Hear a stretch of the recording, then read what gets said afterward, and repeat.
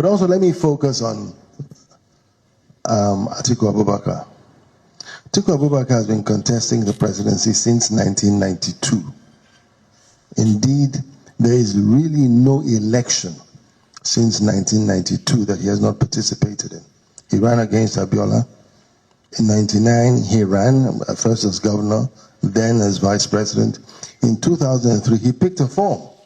And that was the crisis, that was what led to the crisis between him and Obasanjo.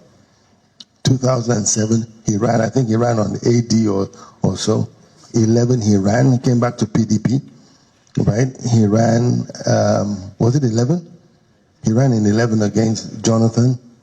15, he ran. 19, he ran. 23, he wants to run. But now only you did.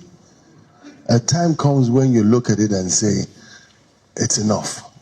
Let me be a kingmaker rather than this king. Because when people tell me that they heard from God, I've never heard from God. But you see signs of where he wants you to go.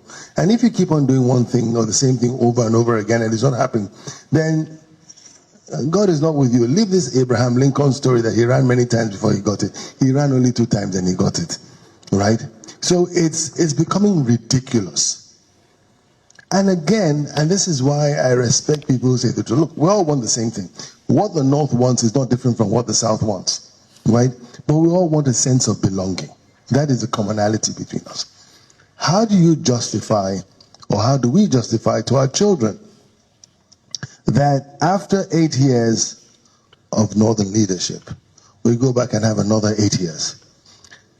Ordinarily, I'm not a proponent of zoning and stuff like that, but I'm a proponent of equity. And that takes, to me, precedence to zoning. But even beyond that, our country is in a very desperate situation today. And you need a leader that is formidable, a leader that can make things right. Not the pandering that goes on here today. What we have in Nigeria is a very disgraceful leadership. I spoke to a president of one of the West African countries, and he said to me that the problem with West Africa, and indeed the problem with Africa, is that Nigeria is nowhere to be found. This is the general sentiment. Nigeria is nowhere to be found. We're fifth the population of the continent.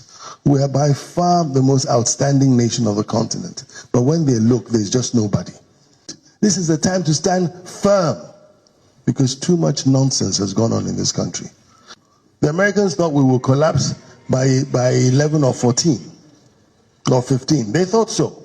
And they did their work. In a lot of instances, we have collapsed. Tell me one sector in Nigeria that is working.